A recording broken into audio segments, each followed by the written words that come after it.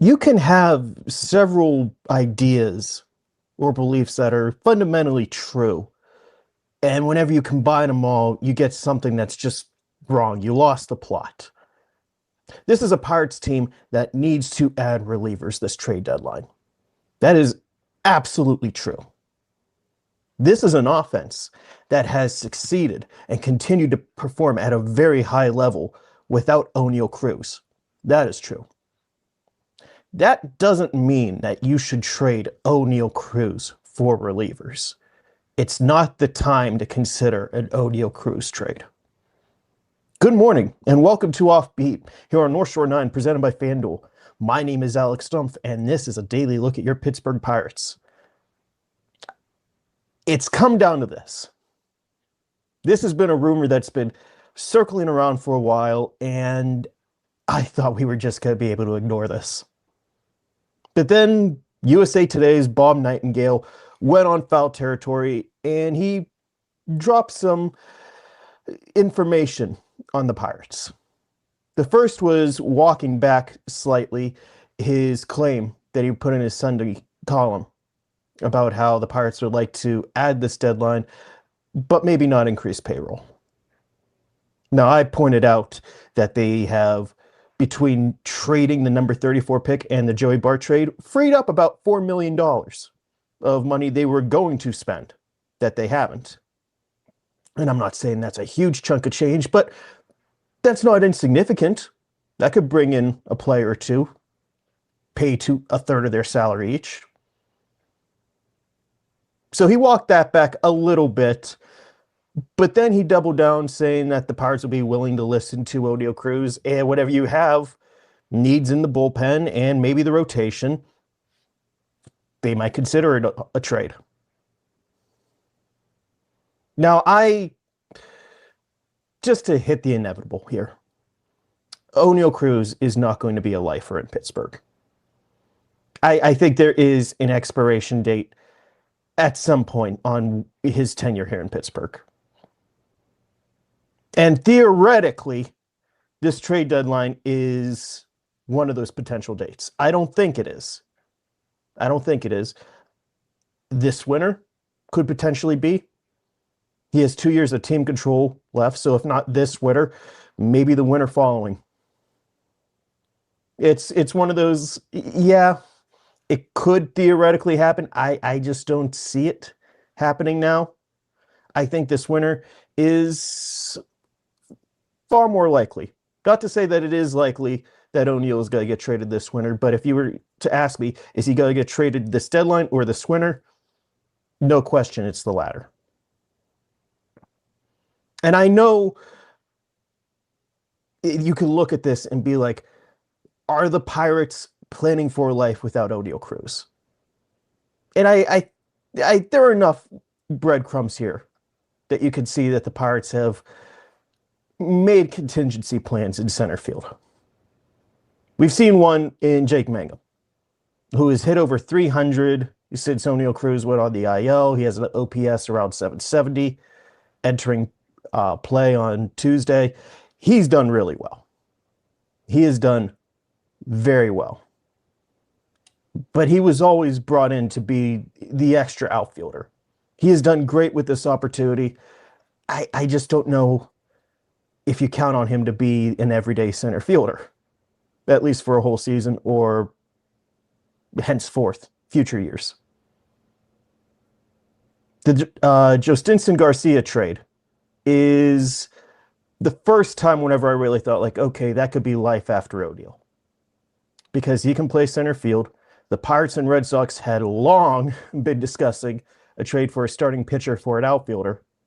And the way it was described to me was that trade took over a year to come to fruition from whenever both teams, started talking the names they were discussing, whenever it eventually came down to, how about Oviedo for Garcia? And just trading around some other pieces to make that work, to even it out. But that was the first time, especially whenever the Pirates are like, yeah, we feel very confident with him in center, that I'm like, okay, that could be a possibility. And I think they needed to come into this year with a very soft center field plan that didn't involve Oneil Cruz because he had a very bad 2025 campaign. He did hit 20 homers. He did steal 38 bags, but that was not the Oneil Cruz the Pirates hoped he was going to be. They wanted him to be that guy who could just take control of a game and win it. And we have seen him do that in the past. This draft, they take Derek Curiel with the first overall pick, with their first overall pick, 5th overall. And he's not major league ready yet, but if they wanted to hang on to Oneil Cruz for another year or two, it's reasonable to assume that he could be the heir apparent. So they have some options for whenever they do move on from Oneil Cruz. It's not like that's it. They have nobody else in center field, so you can't consider it. And actually, they have some outfield depth right now. Spencer Horwitz is starting a rehab assignment with Loe Bradenton, as Merlin Valdez has been outstanding up at the major leagues. So you look at it, it's like, okay, they actually have some outfield depth right now. Maybe you trade from that outfield depth. And they're not going to trade Reynolds. They're not going to trade O'Hearn. I see no reason why they should trade Valdez unless some team is convinced that he's the next Aaron Judge and will pay such a price for him. So I get how you look at that and be like, yeah, it's Cruz. All signs point to he is the most disposable member of this outfield. And I really disagree with that. Because as good a season as Reynolds has had, and how he should have been an all-star, and how great Valdez has been at the start of his career, and the presence and the OPS that O'Hearn has brought to this club, and Jake Mangum, who has been everything they could have hoped for, really, and has handled center field duties very well. That doesn't mean Oneil Cruz is disposable, because Oneil Cruz still has the highest ceiling out of all those guys. And I get we've talked ceiling for a while, and I don't know if he's ever going to fully reach his ceiling in Pittsburgh. But were you not paying attention to what he was doing before the injury? He really was looking like that type of impact player the Pirates hoped he was going to be. We're going to take a quick break. We'll be right back. This episode is brought to you by IQ Bar, our exclusive snack hydration sponsor. IQ Bar protein bars, IQ Mix hydration mixes, and IQ Joe mushroom coffees are the delicious, low-sugar, brain and body fuel you need to win your day. The Ultimate Sampler Pack is a great way for you to try all IQ Bar products and flavors. You get 9 IQ bars, 8 IQ Mix sticks, and 4 IQ Joe sticks. All IQ Bar products are clean label certified and entirely free from gluten, dairy, soy, GMOs, and artificial ingredients. With over 20,000 5-star reviews and counting, more people than ever are fueling their lifestyles with IQ Bar's brain and body boosting bars, hydration mixes, and mushroom coffees. The Ultimate Sampler Pack includes all 3. My personal favorites so far have been the almond butter chip and the iced tea lemonade hydration mix. It's just really full of flavor. I love starting my day with it, and I couldn't imagine starting my day with anything else other than IQ Bar products. Right now, IQ Bar is offering our podcast listeners 20% off all IQ Bar products, including the Ultimate Sampler Pack, plus free shipping. To get your 20% off, text MLB to 64,000. That's MLB 64000. Message and data rates may apply. See terms for details. Whenever Cruz went on the injured list, he had played in 64 games with 14 home runs, 44 RBI, 21 stolen bases, a 350 OBP, 472 slugging. That was good for a 123 WRC plus. He was producing 23% more offense than the average hitter in baseball. And he was in a bit of a lull power-wise. He was still finding ways to get on base. And that's such a big part of the maturation of his game, to just find ways to make an impact even whenever you don't have the power going. We know he's fast enough. If he draws a walk, he could just steal second. That's effectively as good as a double at that point. There's a lot of ways he can impact the baseball game. And I get that he probably won't ever reach that fullest potential, because the fullest potential of Oneil Cruz is an MVP. Whenever you hit as hard as he does and you throw as hard as he does and you run as fast as he does, his ceiling is the best player in the game. And I get he's not going to reach that in Pittsburgh. But he's still really good. And you don't throw away really good players whenever you are trying to make a run this year. I know he's been absent from the lineup, but that doesn't mean you don't need him. As good as Jake Mangum has been, that 771 OPS is still significantly less than what Oneil Cruz has produced. You could be like, oh, they're going to bring back Mason Miller. First of all, that is a purely hypothetical trade. Second, this is a line or a bullpen that needs more than one arm. I don't care about having the best closer in the game if your bullpen's just going to blow it in the 7th or the 8th. This team needs multiple relievers. Third of all, you're allowed to trade prospects for major league players. This is the year you do that. Yeah, if you want to explore, major league player for major league player, maybe you could open up, the amount of teams, expand the amount of teams you can make a trade with right now. But I really, really don't get the logic of trading Oneil Cruz right now. Except I've been hearing trade Oneil Cruz for years. People last trade deadline, whenever Cruz was in by far the worst year of his career, they were clamoring, just trade him, get rid of him, start over.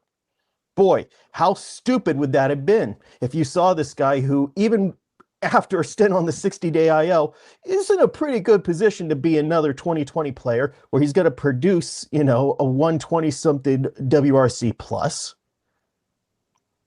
What he does on the base paths and everything. Like, trading him last year would have been such a catastrophic mistake for a multitude of reasons. One of the biggest being, you're not going to get his full value back. There is no trade where you get Oneil Cruz's full value back whenever you trade him for relief pitching. Oneil Cruz will be worth more WAR at the end of the year than Mason Miller. As dominant as Mason Miller is, he is having maybe the greatest season we have seen from a relief pitcher since Eric Gagne's Cy Young.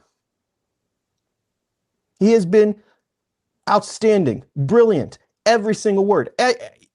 I don't think there's any chance he lands in Pittsburgh, but if he does, that would be such a get. Some might even call it the Chris Archer trade of 2026. He's a great player, but at the end of the day, Oneil Cruz plays more. He makes a greater impact offensively than you could ever make by throwing just one inning. You cannot trade Oneil Cruz, and I don't mean that in like the, you shouldn't. Like, no, you can't trade him and get a fair value back in relief pitching.